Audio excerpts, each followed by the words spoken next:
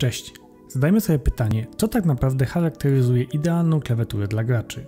Podświetlenie, jakość wykonania, głośność przycisków, a może ich wytrzymałość?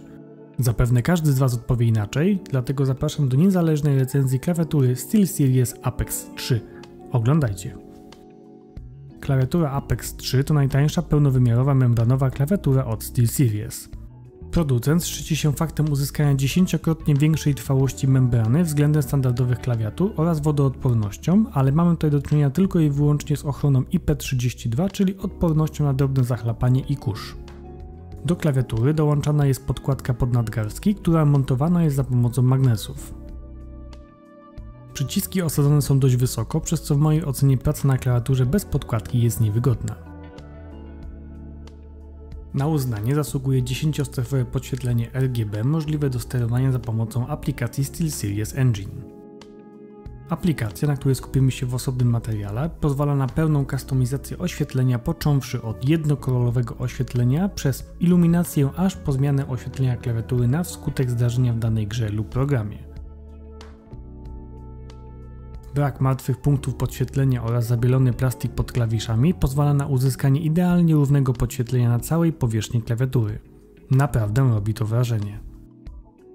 Klawiatura posiada możliwość zmiany natężenia oświetlenia, oczywiście z możliwością jego oprogramowania w aplikacji.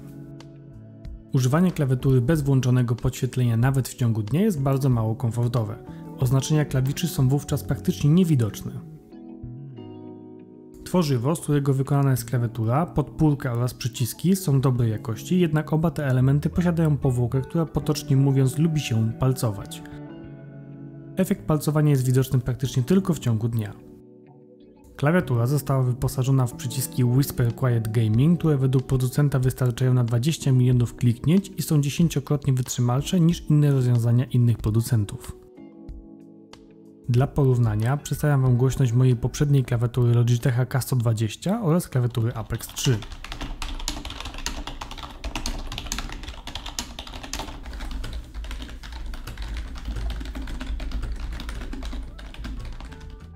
Klawiatura wyposażona jest również w pokrętło głośności, które po naciśnięciu wycisza dźwięk oraz przycisk służący do pauzowania odtwarzania utworu lub nawigacji poprzednie kolejne.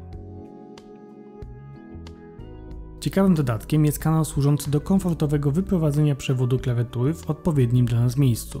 Przewód jest sztywny i sprawia wrażenie wytrzymałego na uszkodzenia mechaniczne. Podsumowując, klawiatura do tanich nie należy, bo kosztuje około 350 zł. Za tą kwotę otrzymujemy ciężką i pewnie leżącą na biurku klawiaturę z 10-punktowym oświetleniem sterowanych aplikacją oraz szereg udogodnień związanych z programowaniem przycisków czy też programowaniem Maca.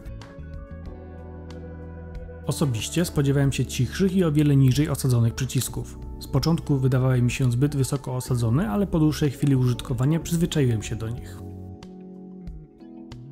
Wadą na pewno jest zbyt sztywny przewód oraz fakt palcowania się całej powierzchni klawiatury. Są to jednak kwestie do zaakceptowania, tylko pytanie, czy za taką cenę, jaką oferuje producent. Jeśli film Ci się podobał, zachęcam do pozostawienia łapki w górę i subskrybowania kanału, aby nie przegapić kolejnego filmu. W razie pytań pozostaję do Waszej dyspozycji w komentarzach. Dajcie znać, czy według Was klawiatura Apex 3 jest warta zakupu, czy jednak lepiej złożyć zamówienie na inny model. Dziękuję za uwagę. Cześć!